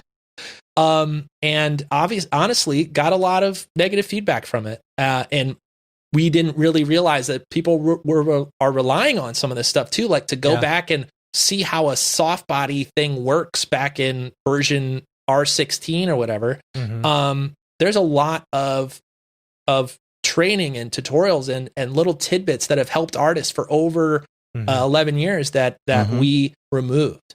And honestly, it was something we didn't really understand until it happened. So the shorter answer to it is a lot of it's coming back. It's coming to YouTube. And the way YouTube works, YouTube hates when you dump like 100 videos on top of YouTube. Yeah. You guys know, like we all live in an algorithm world now. We gotta play the YouTube game and treat it right. So you can expect to see some new stuff coming out in YouTube. And in fact, some of the stuff too that even hasn't been brought over. So one last thing I'll say about it is you may have gone to the tutorial page recently and said, "Where's everything?" Yeah. A lot of it is actually still on YouTube. It's just not even transferred over to our website. Like we didn't build a blog post around each video that was on YouTube. So what I'll say is that there's still hundreds of hours of free training at Grayscale Gorilla. That'll always be the case. You guys don't have to worry about that. Everything's not going behind a paywall. That's not what we're trying to do. What we are trying to do is give these places the right home that they deserve. Yeah. We also want to go and make sure that we're not re-releasing a tutorial that isn't follow-alongable anymore. Right. There are That some makes sense. things in Cinema 4D that have changed over the last few years that we want to make sure makes sense. But yeah, I mean, that's the long story of it for people that care about our business decision to move away from Vimeo. But the end of the story is like a lot of that stuff is going to have a new home on YouTube. And if you are a Plus member, a lot of that stuff has a home inside a Plus, which is on a great like player, the new Plus channel. It's all, you can find it all at training.grayscalegorilla.com. And in fact, even if you're not a Plus member, you can go there and see all the stuff that's included inside a Plus, all the training. And you'll see a lot of the classics, what we call them, over there as well. So stay tuned for some updates on any tutorial that you haven't seen. And if there's one tutorial in particular that you're looking for, hit us up on Twitter or in our support, or actually our Slack is probably the best place to do it. And we'll try to track it down for you guys. Yeah, see, my biggest fear with like losing out on some of these tutorials is I have a mental like table of contents in here where it's like I don't know how to do everything, but I damn well know where that tutorial is. You know, that will remind me how to do that thing. You know. Yeah, I mean, I should have known too, because I've played the game before, which is like, how do you do this again? And then I type it into Google, and my own damn face shows up. Yep. I forgot, and I made the tutorial 8 years ago. Yeah, and so maybe I should have seen that coming. Honestly, it's something that I mean, I talked through it. Having those things like, I know that there's a tutorial out here for this, and then you're madly searching for it, and you're like, am I crazy? And you're not crazy. A lot of it disappeared with our Vimeo account, and a lot of it will be coming back. Look on YouTube. Like I said, check Plus and bug us too. If there's something you're like, didn't you guys have a dang thing that did this? You're like, yes. Yeah. Here's a link or whatever. You stop paying for Vimeo, and they take down all the things that you uploaded under the Pro account. That's the big issue too. It's like, oh, okay. Yeah. I mean, now we're talking business decisions, which I kind of wish we got more into business stuff. Like, I think it's important for us as artists and freelancers and potential studio owners. And, you guys have a wide, diverse audience to think about these business decisions and where you put your stuff and who owns it. One of the things that was great about Vimeo is it did feel like you owned it a little bit more than throwing it on YouTube. And now we're seeing, Vimeo's kind of lost its way. I don't think they know quite what their business model is, and they're putting a lot of awesome stuff in limbo, and basically forced us to do the same thing. You know, either pay them the full bill of whatever it costs to host 11 years of tutorials, or not. And frankly, by the way, as a business decision, if they were a good player and they played on most browsers, we probably would have paid. Like, we probably would have went down that road and got a bid and figured out how many thousands of dollars it would cost to run our stuff and keep it on Vimeo. But the fact that the player was dying on us, and we wanted a better experience for our customers just meant they had to go. So a couple consequences came as a result, but that will be fixed as well here into the new year. Yep. Well, we'll just have to do a part 2 show at some point where we go into the business aspects of things as well, you know? So, I wanted to, before we head out here, I wanted to get to the Mograph recommend section. I quickly have some links though. Dave's links. I wanted to just let you know that in the show notes, I will put some more crypto art links, like the whole story of the Winklevoss twins acquiring Nifty, which is where Beeple's stuff was hosted. Also, make sure you check out Laura Kotwowski. Said her last name right? Yeah. I think I got that right. She presented at SIGGRAPH last year. Yeah. And we got to hang out with her, and she has been blowing up in figure skating recently. She was on ABC. It was the Nightline, I think. Yeah. And TikTok. She's blowing up. She started TikTok and got like 1.5 million views on her video about checking the depth of ice, which was awesome. I did not see that. I didn't see that on TikTok. I've met her a few times. I think in Denver actually. Yeah. Oh, and, yeah. And she also, by the way, has a VR video that she made. Yeah. That's it. That is awesome. And it's honestly, I think one of the best VR experiences that I've had. That, you know, like, wasn't a game or anything. It was 360 video, and it was her ice skating in the middle of mountains and all this stuff. It was really beautifully well done, well shot. So if you guys are checking all that out, it's an incredible watch. I don't know where that actually is online, but I'm sure if you look up her name, look up Laura and the VR, maybe VR 360 or something like that. Find that video. It's so well done. That's so cool. I'll try and find it. Yeah, I'll see if I can I'll find try and put it in the show notes. See if you can find that link, because that was an amazing experience. That was so cool. And I never realized that figure skating that term is actually from making patterns on the ice with your skates, and that's what that Nightline thing was about. Yeah. So there's a little trivia question from my life, which is my mom is a figure skater. My mom is a figure skating teacher and taught figure skating, and specifically they do that lines in roller skates as well. So she was roller skating teacher. And if you ever at the roller rink and you see all these crazy lines on the floor, that's what those are. Those are figures. And you have to skate them. And there's a judge next to you that sees how accurate you are on skating on the line and all that stuff. And then she also taught pairs where they, like, you know, on the Olympics where they pick each other up and throw each other and do all that ice skating stuff. My mom teaches that, but for roller skating. So that's cool. Like me growing up in a roller rink and how that all started. See, we got like 3 more podcasts, right? Oh, we do. And even like Bernard here is talking about your experience with 3D on PCs. We didn't even get to that. Yeah. Man, we're going to have to do a part 2. We didn't talk about you winning America's Funniest People, you know, none of that. Quickly, the PC is in its my favorite home, which is not in my room. It is in the basement. Yeah. And I'm using Parsec to actually dial into it and use it. Parsec's great. Parsec's been great. Yeah, I got to ask you guys later about like how Parsec's working for you guys. I don't know if you use a Wacom pen, but they screwed around a little bit with the Wacom and how that works. Yeah, I can imagine. And I'm trying to find how to make that better, getting closer. And then what was the other question? Oh, quickly, Richard is saying thanks about Deirdre and helping me. I got to give a shout out to my team, and specifically the customer support team. We just had a crazy few months with people joining Plus and asking questions and onboarding and downloading all their plugins. And my team's been killing it. So for Bernard, I think it's Richard saying thanks to Deirdre. Yeah. I got to give my team a shout out. Deirdre, Jacqueline, everybody, and the whole customer support team's been killing it lately.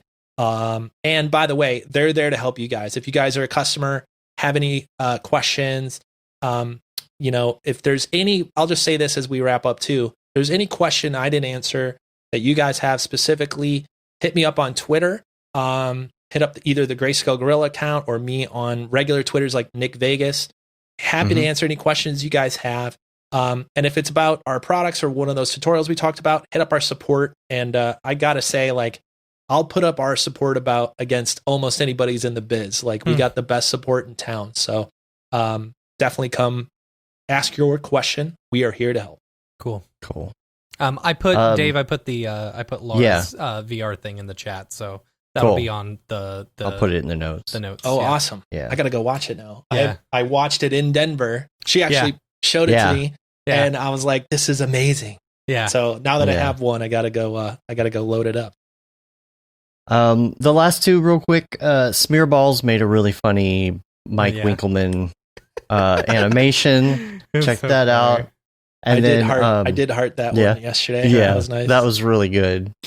And then the last one is TidyKit, the TidyKit C4D interface overlay thing. It's not out yet. It's just this whole new interface for Cinema 4D. I don't know how they're going to do this, but check that out. Now, before we go, we're going to do Mograph recommends, but we're going to do it as fast as possible because I know you got to get out of here. So we're going to run down this list. I don't even know what it is, but I'm ready. Let's go. All right, here we go. Favorite movie? Oh, Goodfellas or Punch Drunk Love. Good choices. Right. Favorite music? Indie rock, psychedelic rock, house music. Music's tough, man. Yeah. Music's especially being a musician, right? Right. Yeah. Yeah, Ableton, we didn't get into any of that, man. We're going to have another show for sure. Yeah, I know the music stuff's been crazy. That's another, like, Ableton's one of those like magic After Effects moments where I'm just like, this piece of software is amazing. I need to learn everything about it. Yeah. But in general, like, especially the last year, once I finally set my home office up properly, which I call like nice speakers and get it all dialed in. It's been a lot of psychedelic rock, even like krautrock stuff that I didn't like as a younger kid, like Can and kind of that like 60s, 70s krautrock psychedelic stuff. Been really digging that lately. I think like Krungbin and all that kind of pulled me into that world. And then what else? Like, I don't know, EDM. You know what I love is Disclosure does Twitch streams, and they use they like show you how to use Ableton and Logic and stuff to build Disclosure songs, which I think they're killing it. I'll have to check that out. Yeah. Man, we need a whole other stream. We need a whole segment about music. I'm sorry. Keep going. We should just do a whole day. A whole day one day. The Nick Day. The Nick Day. Yeah. Oh, gosh. You know me too well. I'll just keep talking. Yeah.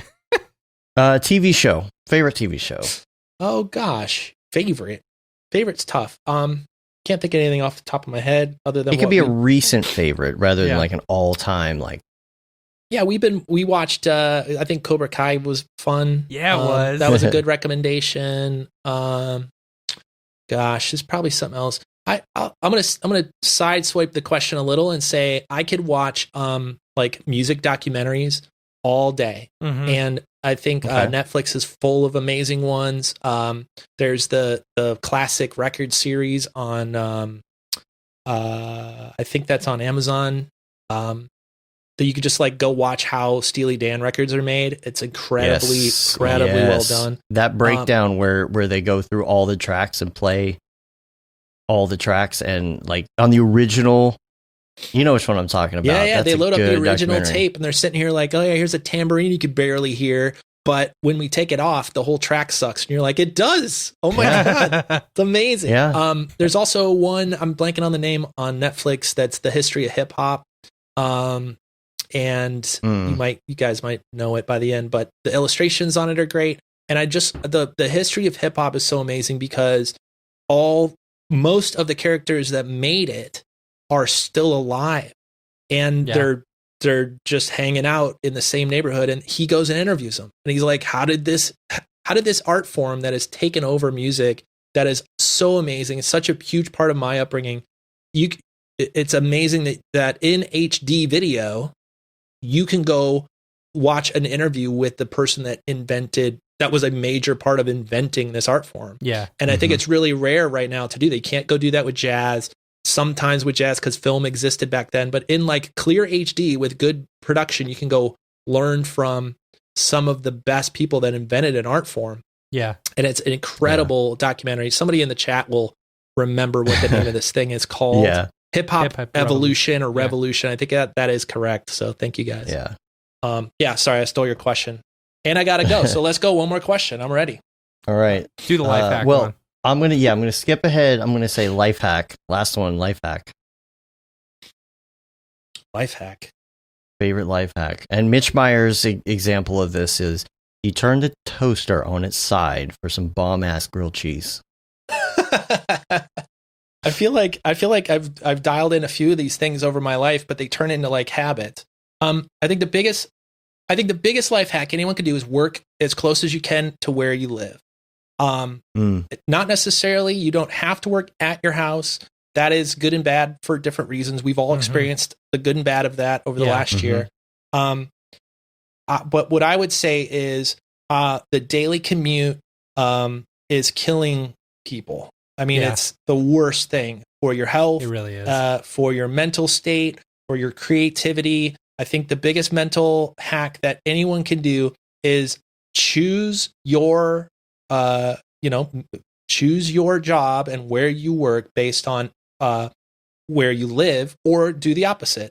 Find the place you want to work and then move your life to be as close as possible to that, and reduce the amount of traffic. That can't always be a part of everyone's life, but when at all possible, think about the hours that you can gain back, which is the number one thing you can never get back in this life, is the amount of time you spend doing things you hate doing. Yeah. Now, if you love your commute, you listen to your podcast and it's fine, that's fine.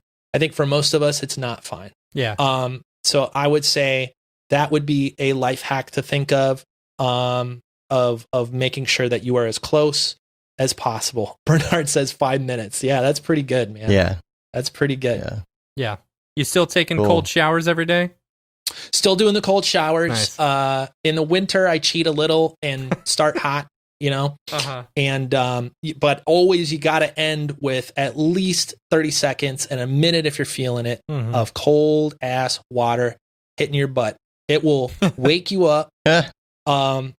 Honestly, I've done it now where sometimes I'll just be like cold anyway. You have those days, and then I'll forget. I don't feel awake. I don't feel awake. Like I'm now like built into it. Look, I'm able to do the all day podcast with you guys because of my cold shower. You know what I'm saying? Is that the Tim Ferriss thing? Was it Tim Ferriss? I think I heard it over books and just blew it off. Like, who the hell would do that for years, right? Like, why would you? Like, and I think a lot of people think that way. Like, why even start that? And then one day I was forced into it. I'll spare you the long version because I got to go. But I was forced into it because the hot water heater was broken in San Francisco where I was working for some buddies. And I didn't bother calling them to tell them the hot water heater was broken. I didn't want to bug them on the weekend. And so there I was, soaped up in the shower, waiting for it to get hot. Like, eventually this shower will get hot. Nope. So what do you do in a shower when you're all soaped up and you don't have hot water? There's only one way out. You just got to go in. You got to go in. You got to go all in. You got to rinse off. And I walked out of that shower and I felt like I could kill a bear and a shark, like, separately, and they could both attack me. But now I had the energy. I had the whatever it was amazing. And so I decided for the second day, rather than call them and get the hot water fixed, I was like, that wasn't so bad. And I felt better. I did it again. And that started the day one. That was 2012, I think. And every day every time I'm in the shower, I'm taking at least ending with a cold shower. It's highly recommended. Try it out, folks. Man, sweet. Try it out. Sweet. Cool. Well, we're going to get out of here. You can rate us on iTunes, leave a review, subscribe on your podcatcher of choice. You can check out the newsletter. It went out last week. Check it out. There's a bunch of fun stuff in that if you've missed anything that we've been working on. You can say you've been there, done that, got the t-shirt with the Mograph logo tee, the Paul Babb Feel the Bab 2020 shirt. All the profits from that go to Doctors Without Borders. The Render Things t-shirt, hoodie, and long sleeve tee. The That Render is Fire shirt, which you're only allowed to wear ironically, unless you're shams. And then the graphic blandishment Mograph t-shirt that is out now as well. Get a little retro there. We're on Facebook, Twitter, Instagram, YouTube, mograph.com. Check us out. Come say hi. And Nick, if people want to find you online, where can they find you? Yeah, if you want to do all the Cinema 4D fun stuff, go to grayscalegorilla.com. You could join our Intro to Cinema 4D by typing Intro to Cinema 4D into Google, finding us there. And if you want to talk to me, probably Twitter. Nick Vegas is the best way to do that. And if you're in our Slack channel, we're always hanging out there as well. Come say hi in the Grayscale Gorilla Connect Slack channel. Cool. All right. Thank you guys for having me. It's been awesome. Thanks a lot. Appreciate it. All right. Till next time, I'm Dave. And I'm Matt. I'm Nick. Have a good one. Later, yo. Thanks, guys.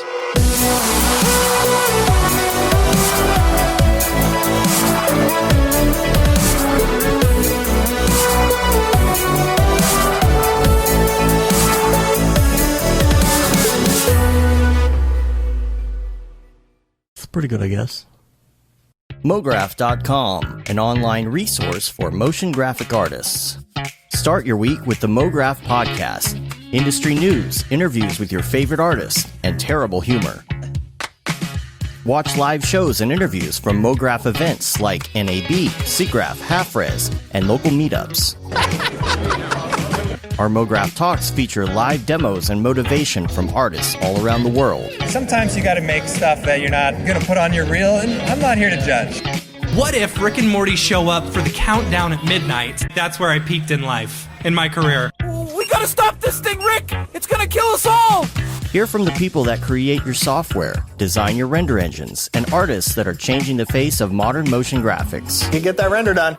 Yeah, you better frame what? Mograph tutorials and online classes will teach you about Cinema 4D, After Effects, as well as other popular software and render engines. Throw in the HDR Studio, take the render settings, pick the HDR, put in a reflection, and gorgeous. Branch into new software. Learn time-saving tips, techniques, workflows, and lessons that'll keep you up to date in the world of motion design. Oh, brother, those are some of my favorite elves. I love projects that scare me. When our art director comes to us and asks for something that I had never done before, man, it gets me pumped. Join the conversation in our live sessions. Check out our plugins, or join the hundreds of daily active users in our Slack channel for technical help, advice, contests, or just to joke around. Real nice banana. Yeah, that's so funny. All right. I'm going to live forever.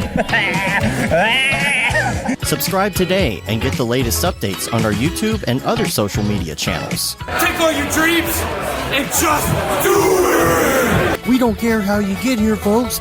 Just get here. Subscribe to Mograph.com.